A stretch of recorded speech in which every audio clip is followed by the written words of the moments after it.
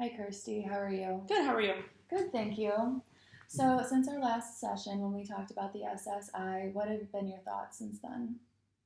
Definitely put lots of thought into maybe pursuing law enforcement and kind of helping people and law enforcement somehow. Interesting. Yeah, that was quite a discovery. I remember. Yeah.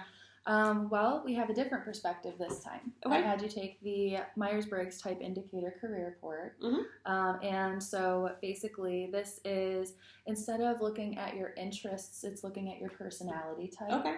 So this is what they suggest would be good for you. Okay. So it's going to eventually suggest to you some broad occupational categories that can help you narrow down a job opportunity. It can also help you select a course of study. So if you decided that you wanted to go back to school, this could point you in a good direction. Also, of course, the ultimate goal is to help you find a job that you like. So we're going to start off with a summary of your personality according to this scale. So we have four categories.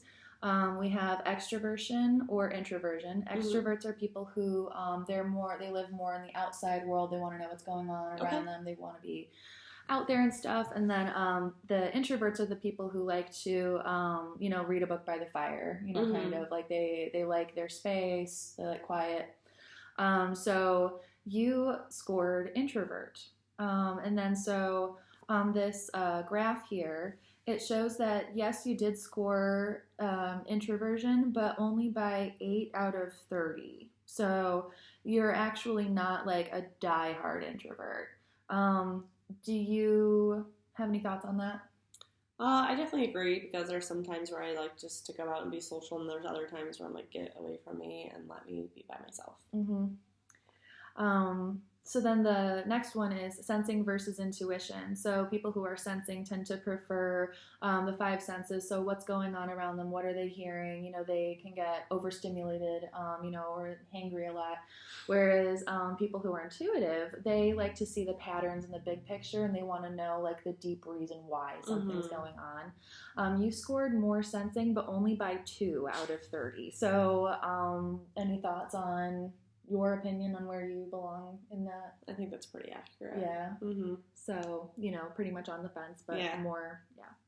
So then the third one, the way that you make decisions, thinking versus feeling. People who are thinking, they prefer logic and structure and order, whereas people who are feeling, they want to know more about the effect than the cause. Okay. So, they want to make decisions based on values and the greatest good, and it's not about the details, it's about the outcome.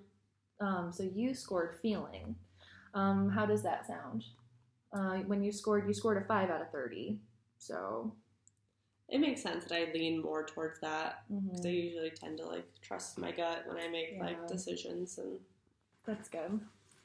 So then lastly, how you deal with the outer world. Some people prefer to have a planned, organized approach and then just have things settled and figured out before they get chaotic. And then there are other people who just like to take it as it comes and they're more flexible. So we have the first one's judging, the second one's perceiving. You're the more judging type, as in you like things organized and structured. But again, you scored a 4. So 4 out of 30 on that one. What do you think? Makes sense. Yeah. There's some things where I definitely need to have a plan, and there's other things where I'm just like, screw it, let's see where it takes us. So what we should keep in mind before we even turn the page is that you are very much on the middle ground in all 4 categories. So there are some people who have much more defined personalities in this assessment. So we should set this page aside so that we can reflect on that later. So how being an ISFJ affects your career choice. So people who are ISFJs tend to prefer to work with others in a practical manner. They like to organize people to accomplish a goal, devising efficient procedures to meet goals, serving the needs of others, and building consensus quietly. So as opposed to a riot, they would prefer a quiet sit-in. It's like a sneak attack. Maybe. That's what that makes me think. Yeah. So would you agree that, let you look at the list here. So practical help, organizing to accomplish a goal. Yeah, I would agree. It's pretty spot on. Okay. Can you give any examples? Like, for example, like in my line of work right now, I like to keep my clients very reality-based, very practical, so they don't feel overwhelmed, they don't make irrational decisions on split irrational thoughts. So I always tend to kind of keep things in the practical and kind of like real with them. And then devising efficient procedures to meet goals. I mean, I write treatment plans, so I kind of have to make sure that those objectives will efficiently get you to your overall goal. So that makes sense. From what I know about you, you seem to be very efficient. So the type of preferred work environment, they suggest that you like financially stable situations, so maybe not a grassroots organization. You value loyalty, meaning you need to trust your coworkers. Like it's not, always crystal clear what their intentions are. So allowing time for family and friends, creating a sense of belonging, and has coworkers who care about and support one another. What do these things mean to you? I definitely identify with all of those. Besides, like the money one, like I would rather work for something that I'm passionate about and care about rather than make millions of dollars on it. Okay.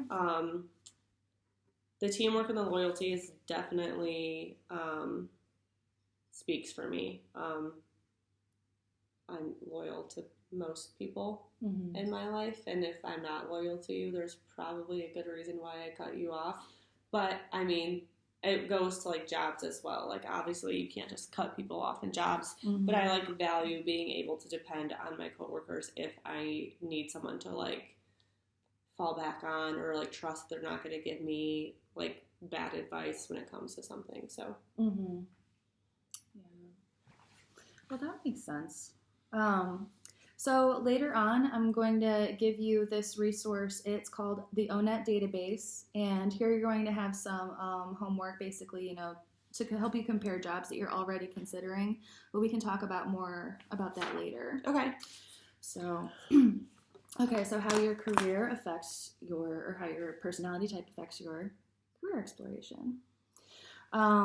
I should specify that this is actually not a specific personality type. Like this doesn't go in the DSM or anything like that. I meant it in like a way of like how you differentiate from other people that still fit in a category. Okay.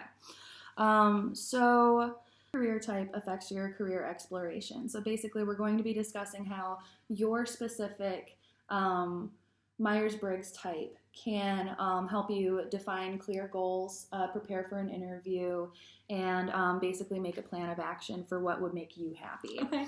So the way that this assessment perceives your challenges to be are: you may miss opportunities because you're reluctant to do the necessary networking. You may not appear sufficiently task-oriented to thinking interviewers, people with a thinking aspect in their personality or their Myers-Briggs type. You may make decisions you will think please others. You may hesitate to sell your potential contribution strongly enough during an interview, and you may not consider the logical consequences of your decisions. What do you think? I would say I disagree. Yeah. With those. Would you like to go on about that? I definitely don't make decisions that will please people. I'm not afraid to piss people off. So there's that. Even like in the workplace, if I don't agree with a coworker, I'm not afraid to be like, hey, I don't agree with that, and this is why. So I'm definitely, or like, I made this decision because blah, blah, blah. I also am pretty efficient at talking about my strengths and my accomplishments. So I think like when it says like you sell yourself short, like I definitely don't agree with that at all. Okay. And I'm definitely very good at networking. That's basically what my job is. So I definitely don't think that's an issue. How do you feel about your not appearing sufficiently task-oriented? Well, it said to like thinking people, so obviously like people that might have a different personality to me like may think that, so I can see that. Not everyone's going to see the same things as you are and think the same way, so it's okay to have those differences. It's just how you respond and react to them.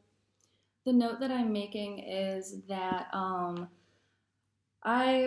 we were talking about efficiency earlier. You appearing not task oriented is in the eye of the beholder. But the way that I am responding to what you just said is the reason that you're not putting an X through that right now is because you're honoring someone else's perspective, and that's a huge strength, and that's getting written down. Okay.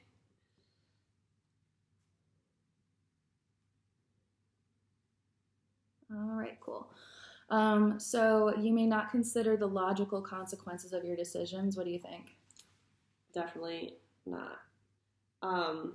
I definitely like to make well-educated decisions. I like to know all aspects of, like, I weigh pros and cons a lot. Like, so if I did this, made it this way, like, what are the pros and cons? And if I do it this way, what are the pros and cons? And I also think of, like, does this benefit only me? Does it benefit only the client, only the other person, or does it benefit us both? Or am I, like, cheating someone? So I definitely disagree with that. Yeah, I noticed that you put some of that in feeling terms, like how is this going to affect other people, but you did it in a way that like came back to logic, like what is the most logical explanation that can help everyone. Yeah. So when I read over this, I honestly would have been floored if you agreed with it, just from what I know about you in our previous sessions. So I looked over the homework that they have, and they said, review this list of strengths that are a natural part of your type. I want you to do that, but then I also want you to review the list of strengths that you believe are yours. Okay. And build on that as well. Okay. And then what I want you to do with that is review the strengths and challenges related to not only your Myers-Briggs personality type, but also your strengths and challenges, and then apply that to your job search. Look for jobs. You can use this ONET thingy back here. There, I have a resource for you over here, onet.com. Oh, shoot, what is it? online.onetcenter.org. Okay, go there and then look over this type of information, but then also look over your resources and strengths. Have I made myself clear? Yes. Okay, great. Okay, so moving on.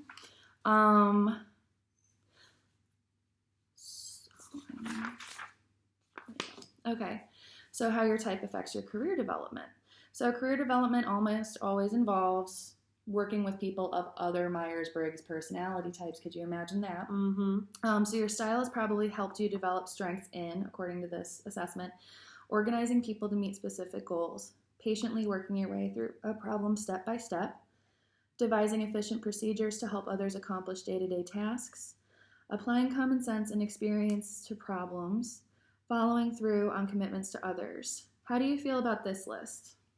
I agree with almost all of them besides patiently working my way through problem solving step by step, because there's sometimes I'm just like, screw the steps, like I already know, like I just kind of, I get very impatient in those instances, so I just kind of breeze through them. But so you're efficient. Following through on commitments to others is huge. Applying common sense is huge, because I hate when common sense is not all that common, and I deal with that quite frequently. So, like I said earlier, I like to bring kind of practical views of things into how I interact with others. Well, I'm glad to hear that. I'm glad to hear you say that you agree with this list, because I noticed that this list seems kind of opposite to the list that we just went over.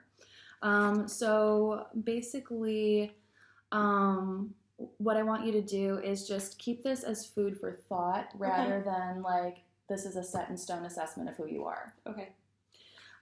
If we can use this to help you get the job that's right for you, then it did its job. Okay.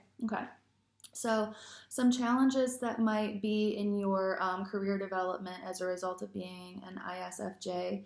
Your lack of assertiveness may reduce your influence in the organization. Your contributions may not be recognized because of your reluctance to take credit. You may tend to ignore the bottom line in your focus on people and processes. I'm definitely assertive. Yup. Especially if you would talk to close friends of mine and my fiance, he would definitely say I'm assertive. I mean, I kind of agree with that one challenge because I'm not flashy. I'm not like, hey, I did all the credit, I did all the work, look at me. But I'm definitely awesome. like able to be like, yeah, I did that and I contributed this part to whatever we're doing. You're proud but humble. You have your ego in check. And then ignoring bottom lines. I mean, no. Yeah.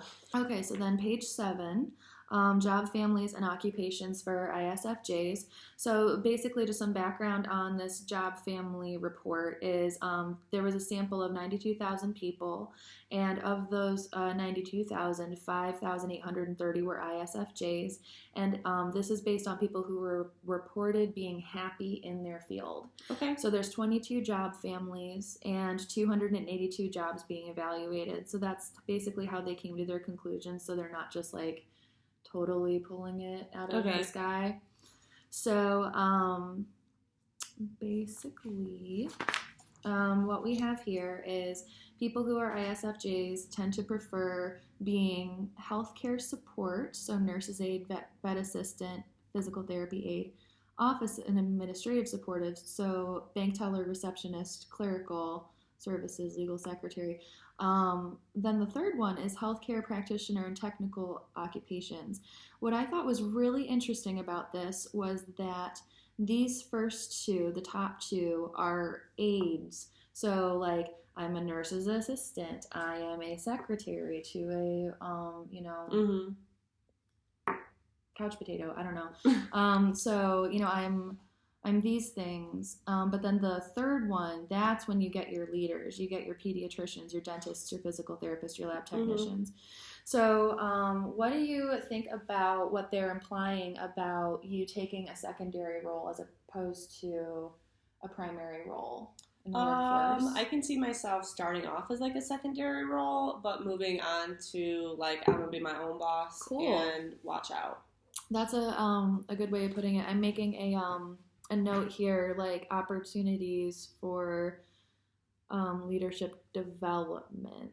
So like room to grow. Okay. So then you're currently on your path to become a counselor. They said that a counselor would be at the moderate level for you, as opposed to healthcare practitioner or the like, or an office administrative support staff, or healthcare support staff. How do you feel when you compare these to where you are now?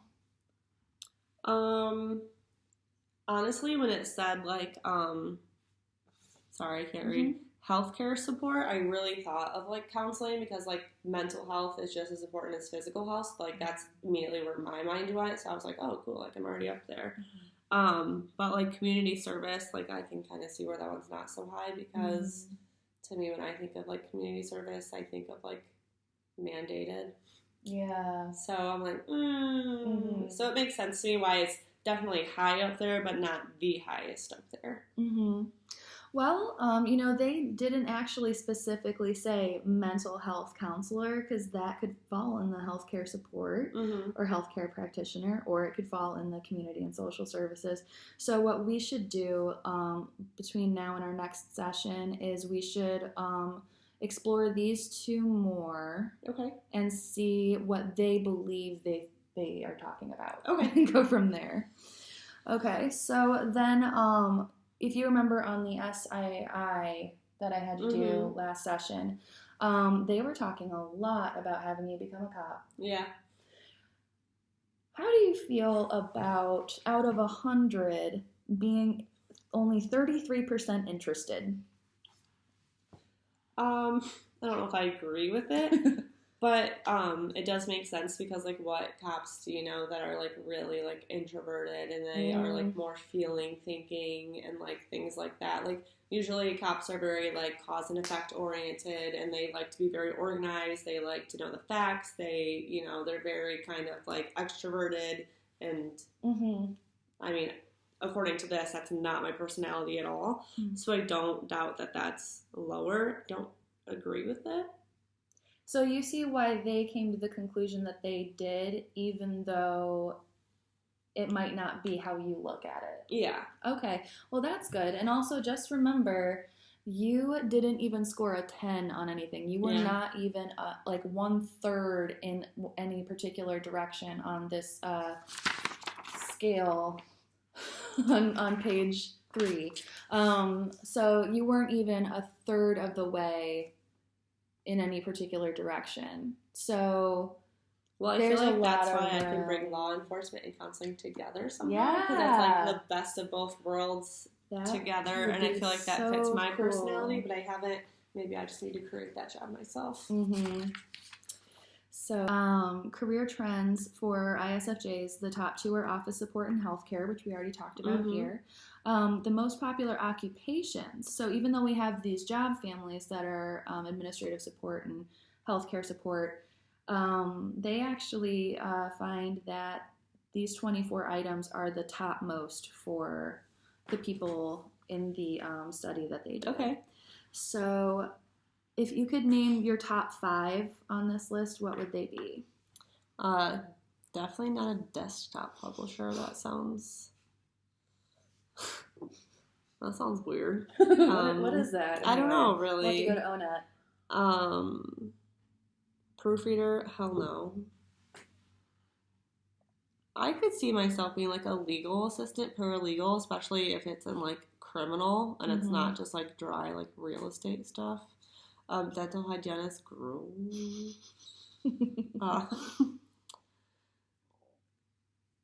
general family physician, I could see that.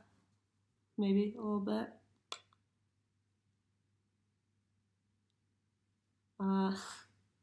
And really, that's kind of it.